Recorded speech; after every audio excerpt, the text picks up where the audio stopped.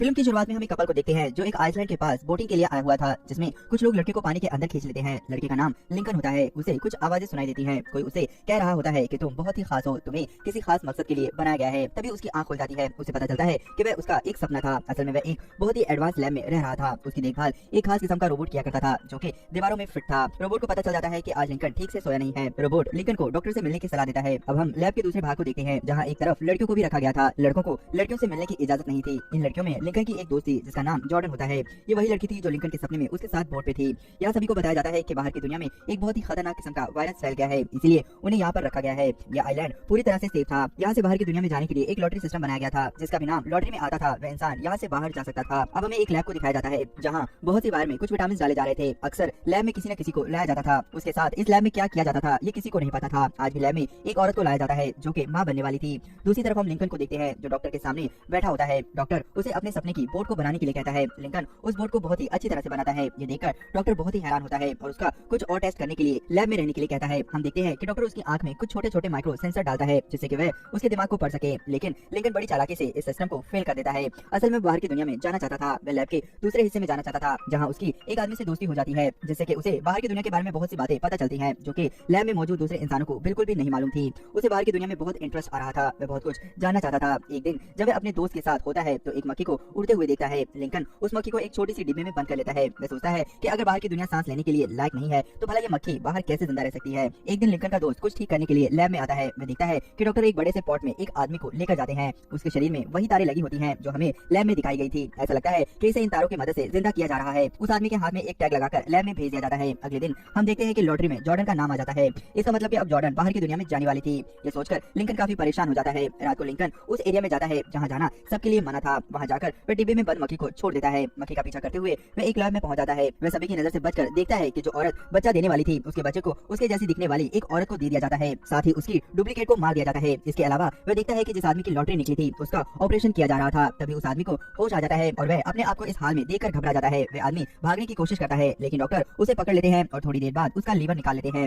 Lincoln समझ गया था कि जॉर्डन के साथ भी ऐसा ही कुछ होने वाला है। वह भागकर वापस आता है। लिंकन जॉर्डन को सब कुछ बता देता है, जिसके बाद लिंकन और जॉर्डन वहाँ से भागने की कोशिश करते हैं। गार्ड को इसके बारे में पता चल जाता है। गार्ड उनके पीछे पड़ जाता है। भागते भागते वे दोनों एक लैब में गिर जाते हैं जहाँ चारों तरफ इंसानों को रखा गया था। ऐसा लग रहा था जैसे इन इंसानों के दिमागों में वीडियो के जरिए कुछ डाला जा रहा है। इस वीडियो में ये कहा जा रहा था कि तुम खास हो, तुम्हें इस आइसलैंड पर रहने के लिए चुना गया है, जैसा कि लिंकन ने अपने सपने में देखा था। इस तरह इन लोगों का ब्रेन वॉश किया जा रहा था। वे लोग भागते हुए एक पुल पर आ गए थे जहाँ एक कमरे में स्क्रीन लगी होती है। यहाँ से बाहर की दुनिया को देखा जा रहा था। यहाँ लिंकन और जॉर्डन को पता चलता है कि आइलैंड का तो कोई भी नामो निशान है ही नहीं। ये लोग भागते हुए बाहर की दुनिया में आ जाते हैं जहाँ ये लोग खुली हवा में सांस लेते हैं। इधर लैब में बाकी इंसानों को बताया जा रहा था कि लिंकन और जॉर्डन बीमार हो गए थे, इसलिए उनका इलाज चल रहा है। अब हम डॉक्टर को देखते हैं जो बाहर की दुनिया से एक आदमी को बुलाता है। वह उसे लिंकन और जॉर्डन को खत्म करने के लिए कहता है। यहाँ हमें पता चलता है कि ये लैब दरअसल अपने खास और अमीर क्लाइंट्स के लिए ऑर्गन बनाने का काम करती है। इनके क्लाइंट बहुत मशहूर और अमीर लोग होते हैं जिन्हें अपने शरीर को फिट रखने के लिए ऑर्गन्स की जरूरत होती है। ये लैब उनके ही क्लोन से वे ऑर्गन बनाकर दे देती है। यहाँ तक कि जो लोग बच्चे पैदा नहीं कर सकते थे ये लैब उनको बच्चों की भी सुविधा देती थी। जैसा कि हमने फिल्म के स्टार्टिंग में देखा था, ये लोग अमीर और मशहूर लोगों को क्लोन तैयार करके देते थे जिन्हें किसी भी बॉडी की पार्ट की जरूरत होती थी।